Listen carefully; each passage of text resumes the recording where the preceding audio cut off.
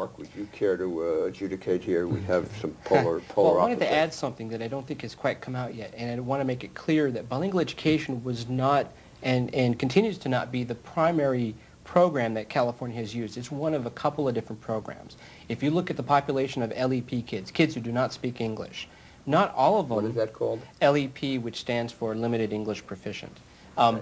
The large majority of them are getting something other than bilingual education. Prior to Prop 227, only about 35% of students... What would they get? What was the other? Sometimes just an ESL class, and the rest of their classes are... ESL is English I'm for a sorry, second ESL language. stands for Yeah. English You as a just second referred to me language. as BJW, right, go ahead, okay. I apologize. It's okay, ML. Right, go ahead. Right. ESL was one of the alternatives, and some students who speak languages for which there are no teachers or services really available basically get mainstreamed into an English classroom, or sometimes placed into a classroom that's a bilingual classroom for Spanish, but they may speak another language. So not everybody in California was receiving bilingual education, even prior to Prop 227. But you're still talking about hundreds of thousands, Yes, if not we're millions of kids who were talking, Exactly. Yes. were in this program, Yes. which you describe in very different ways. Now, let's move ahead.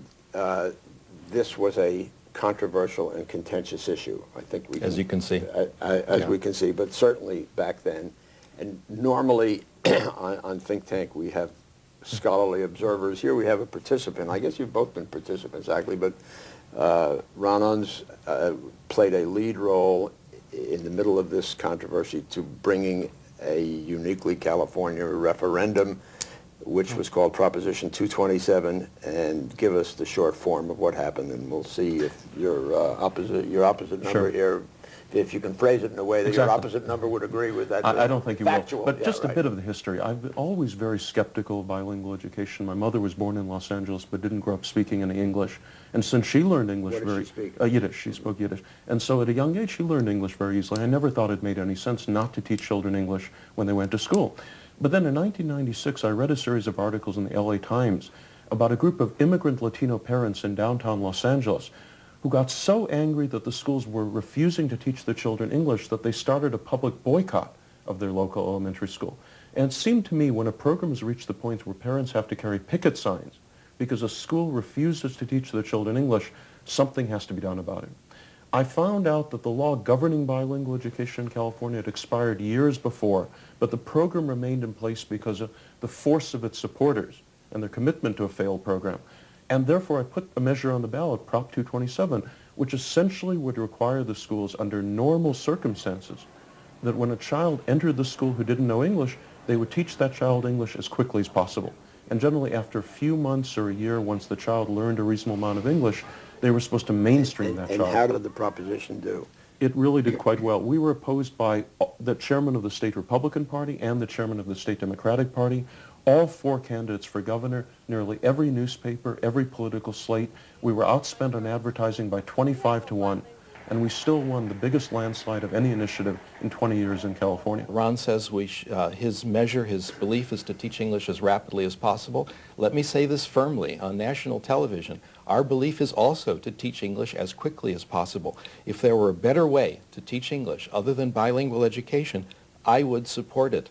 The data from controlled research studies is on our side. Our effort is to get English to the children as rapidly as we can. Mark, our neutral observer, that is not what you have written, that the evidence is on Steve's side.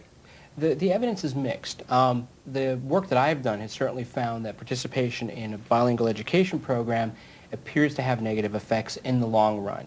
But there's other research that's been done, that some of it which has been done in a controlled environment, some of which is pretty much scientifically sound, and that shows modest gains associated in terms of reading and English proficiency for students participating in bilingual education. Now, but it's modest. modest. What is the distinction between the two studies? I'm sorry. My studies have looked at the long run, meaning... long run, it says it's negative. And negative, meaning labor market outcomes, Right.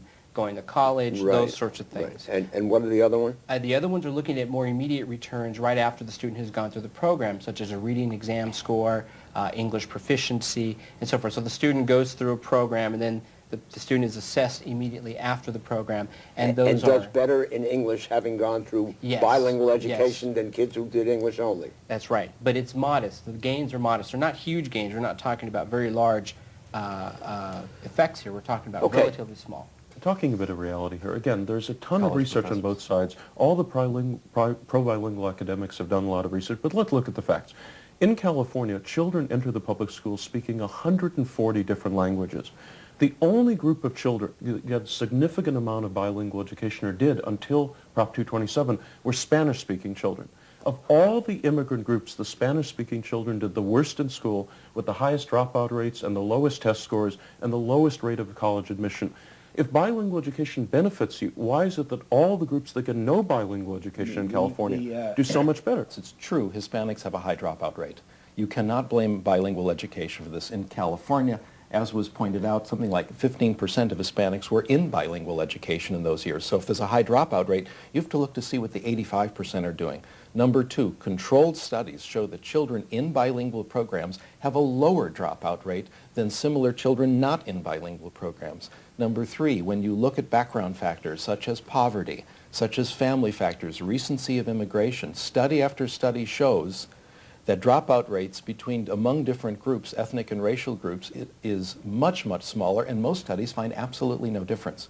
Bilingual education is not the cause of dropouts, it's one of the cures for dropouts, and that goes for the other factors you've discussed as well. Okay. What has happened in terms, and then I want to get on to a broader topic, if I might, which is what I think this whole argument is really about, but I want to set the ground rules here.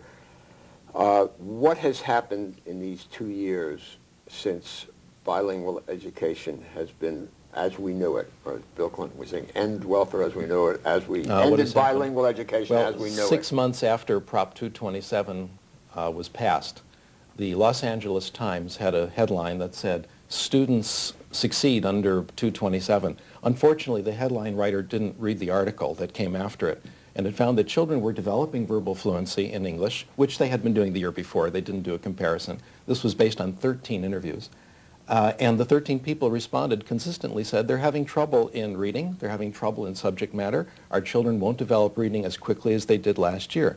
This was not in the headline. The talk show hosts, etc., only saw the headline. The word spread, Proposition 227 is a great success. Let's first talk about how students are participating in programs. Bilingual education hasn't been totally eliminated. There was a opportunity for parents to sign waivers. Some school districts had good programs, obviously, and parents wanted their students to continue to stay in those programs.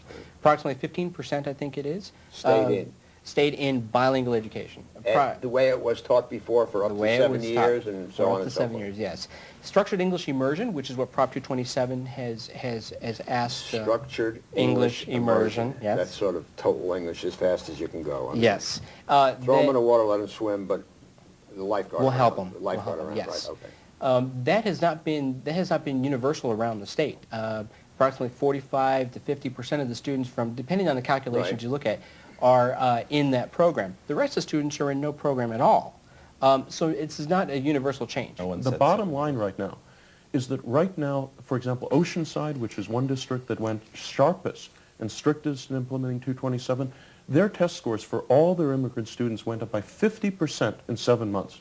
In other districts, we're seeing rises of 30% or 40%. And in the San Jose Mercury News story, which studied the analysis and showed how students who stayed in the bilingual program were doing as opposed to those who went to the English program or rapid mainstreaming, which had really been what 227 proposed, a huge increase in 7 months all across the board.